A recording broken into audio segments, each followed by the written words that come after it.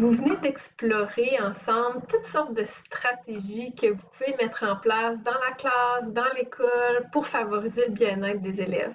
Mais on ne peut pas parler du bien-être des élèves sans parler de votre propre bien-être. Que vous soyez enseignant, enseignante, membre de la direction d'école, membre du service de garde, intervenant ou intervenante, c'est toutes des professions qui demandent un don de soi, qui demandent des personnes qui portent attention aux élèves. Vous êtes allé dans votre profession pour prendre soin des élèves, pour leur permettre de se développer à leur plein potentiel. Mais c'est des professions qui sont exigeantes et parfois, quand on est ce type de personne-là qui donne beaucoup, parfois on oublie de prendre soin de nous-mêmes. Mais pourtant, on est notre propre moteur d'intervention ou d'éducation.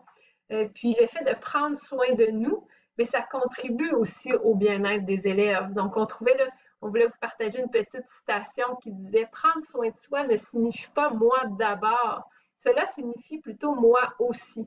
Parfois, on a l'impression que si on prend du temps pour nous, bien, on l'enlève à nos élèves, alors que c'est plutôt l'inverse qui va se produire. Je vais vous donner un petit exemple. Et si on a un enseignant, par exemple, qui veut faire une animation là, en après-midi auprès de ses élèves, puis qui passe toute son heure du dîner à se préparer pour cette animation-là ou cette activité-là, l'activité risque d'être super bien préparée, très bien organisée, mais peut-être que l'enseignant aura plus d'énergie pour donner cette activité-là, et puis que les élèves vont moins en bénéficier. Si cet enseignant-là, au contraire, se dit c'est pas tout à fait parfait mon animation, mais je vais aller marcher avec mes collègues, je vais aller rire avec eux, ou je vais prendre un temps dans mon local pour juste me déposer, faire une méditation, faire du yoga. Mais il va arriver à son activité, peut-être que l'activité va être un petit peu moins bien préparée, mais que l'enseignant va avoir l'énergie puis la bonne humeur pour animer cette activité-là, puis ça risque d'être plus un succès que si elle est bien planifiée, mais que nous-mêmes, on est épuisés.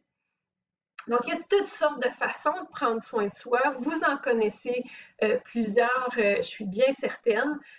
On vous encourage à prendre quelques minutes juste pour s'arrêter puis essayer de réfléchir à qu'est-ce que vous faites, vous, dans votre vie, dans votre travail, pour prendre soin de vous, puis pas mettre des stratégies en place pour pas vous oublier à travers cette profession-là qui demande beaucoup.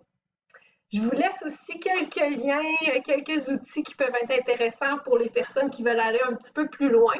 La roue du bien-être, c'est un petit outil que vous pouvez explorer avec certaines stratégies pour prendre soin de soi, avec les différentes sphères de notre vie aussi qu'il faut cultiver pour améliorer notre bien-être. Je vous laisse aussi un lien vers la série vidéo Bien ensemble et avec soi, qui est vraiment un bijou, plusieurs capsules vidéo. Quand on veut prendre soin de soi, c'est un beau cadeau à se faire. C'est sur le développement de notre intelligence émotionnelle avec plein d'outils puis d'activités concrètes qu'on peut faire pour se développer personnellement. Puis, vous trouverez là, ces deux outils-là dans le coffret bien-être du Centre RBC. Donc, je vous ai laissé aussi le lien vers le coffret bien-être.